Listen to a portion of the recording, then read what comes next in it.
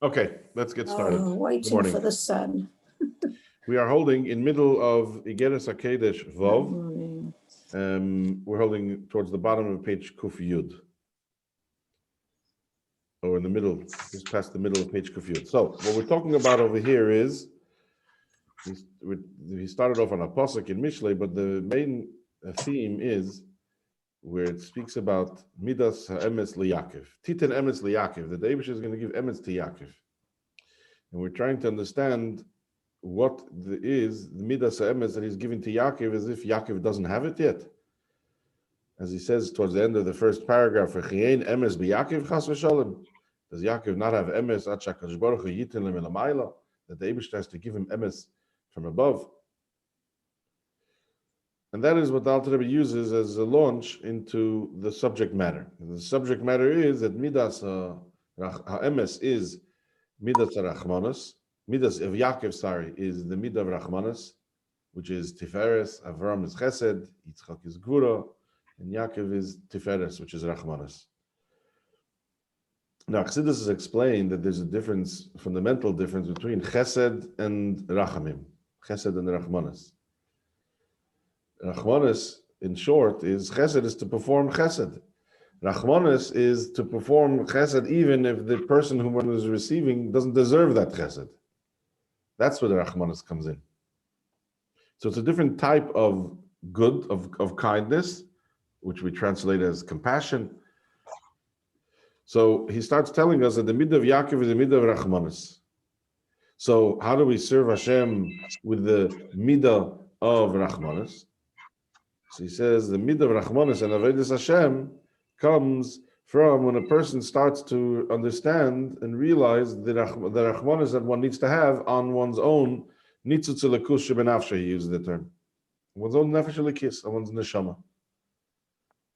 And he goes into the whole, he starts over here towards the bottom of 218 into Kuf Yud. What is the Rachmanis on our neshama? In other words, you go up to somebody and ask a regular average Jew, is there a problem? Does your neshama suffer? Does your neshama have a problem being in your body?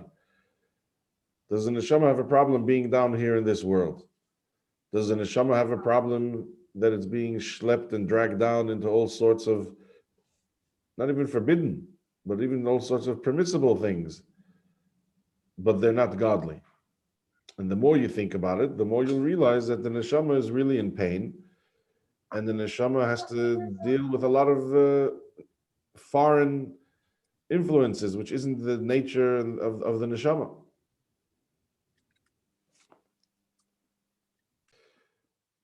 So the average person will not even realize that it's a Rachmanis on the neshama. And what the Alter Rebbe is revealing to us over here, he's going through this page, explaining to us what in fact is the Rachmanis on our neshama. What is the problem here? Why is the neshama suffering, and why it's suffering?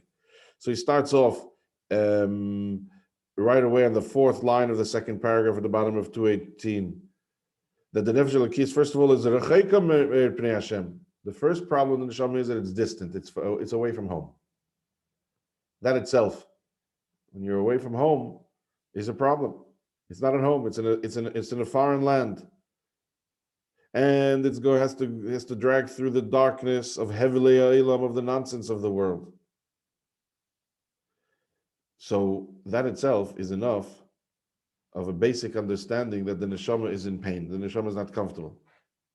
But the rest, the Alter Rebbe says, requires already tvuna v'hadas. This already requires insight into the godless Hashem, into the greatness of the Eibishter. And the more insight you have in the greatness of the Eibishter, the more you'll be able to appreciate and realize that Rachmanis, that it is on the neshama. So the Alter Rebbe goes through a whole list, starting from the second line on the bottom of 218. That not that this world is far away from the Eibishter and it's a Rachmanis on the neshama because it came to this world. Even the upper worlds, even the highest of the upper worlds, Aden Kates, are considered as naught and as nothing before the Eibishter, because all of the flow of energy and chayas that they receive comes merely from the Eibishter's name. And we explained last week that a name is so detached and separate from the holder of the name. And so too it is with the Eibishter's name.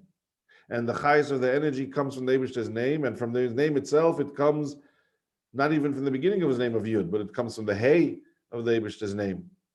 And then he goes on to explain that this whole difference that we perceive between upper worlds and lower worlds, to him, they're all considered as nothing. So it makes a difference, upper worlds and lower worlds to him.